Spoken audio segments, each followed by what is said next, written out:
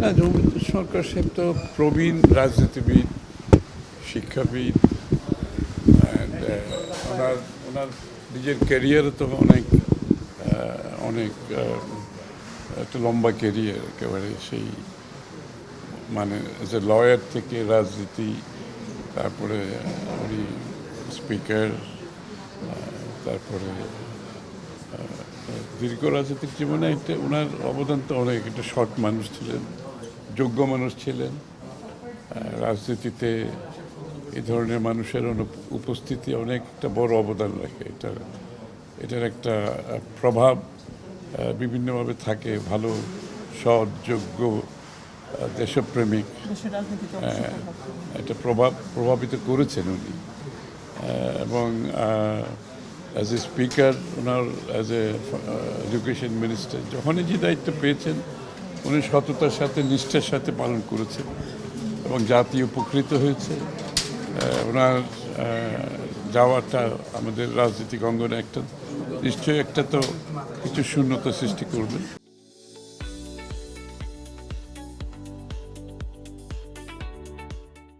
এটা বোধহয় আজকে হবে না, কারণ হচ্ছে আমরা তো জানা যে চলে যাচ্ছে।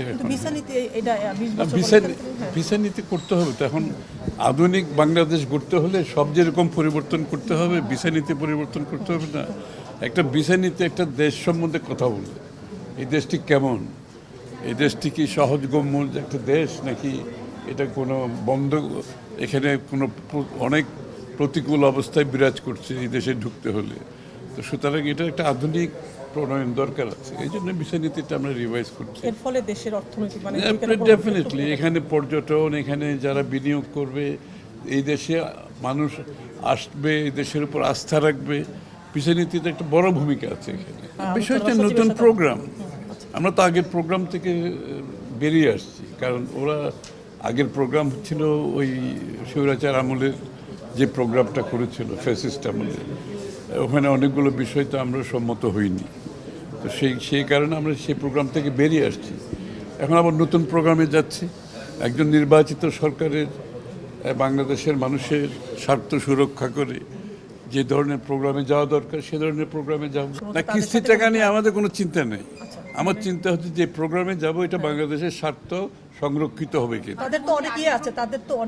আমি তো বলছি যে এইখানে আমি কিস্তির টাকার চেয়ে আমার জন্য যেটা গুরুত্বপূর্ণ, আমি যে প্রোগ্রামে যাব এখানে বাংলাদেশের মানুষ, বাংলাদেশের স্বার্থ, অর্থনৈতিক স্বার্থ সংরক্ষিত হবে কিনা, এটা আমার জন্য সবচেয়ে গুরুত্বপূর্ণ। আর নিশ্চয়ই, নাইলে আমরা প্রোগ্রাম থেকে বেরোলাম কেমন। অনেকগুলো কন্ডিশন ছিল যেগুলো আমরা মনে করেছি সরকার হিসেবে, নির্বাচিত সরকার হিসেবে গ্রহণযোগ্য নয়।